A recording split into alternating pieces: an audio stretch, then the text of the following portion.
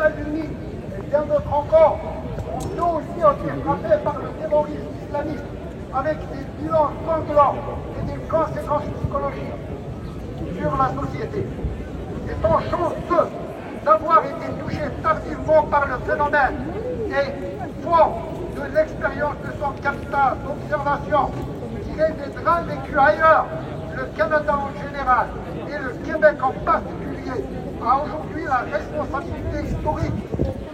Doit-il courir le risque de fermer les yeux sur de tels signaux d'alerte, ou bien tirer les leçons du passé pour protéger la paix sociale et préserver la liberté de chacun dans un cadre démocratique et citoyen? Collectivement, avons-nous le droit de nous exposer à un danger que tant d'autres nations ont payé au prix fort, au prix de sang?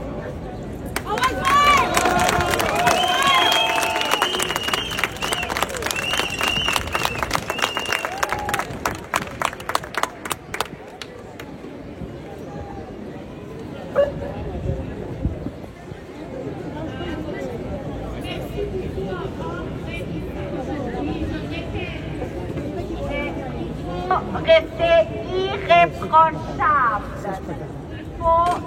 Nous ne sommes pas ici pour être récupérés par n'importe quel mouvement radical, extrémiste. Alors vous avez vu peut-être dans les nouvelles, la semaine passée, parmi les pro-palestiniens, il y avait 2 individus qui ont fait le salut nazi. Puis d'ailleurs, nous aussi, on a une photo, une madame avec le hijab qui nous a fait un salut nazi. Je vous invite de ne jamais embarquer dans les discours, les comportements, les gestes extrémistes, parce que si on n'est pas irréprochable, c'est pas vrai qu'on peut s'en sortir. Ils vont trouver une excuse, puis pendant des années, on ne peut plus faire quoi que ce soit.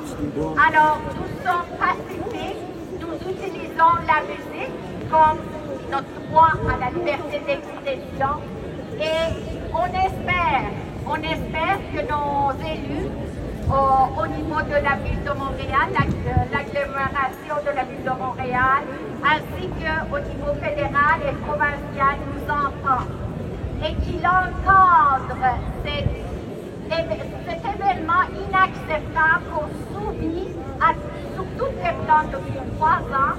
Alors, s'il vous plaît, continuez à être engagés dans la cause et parlez à vos proches.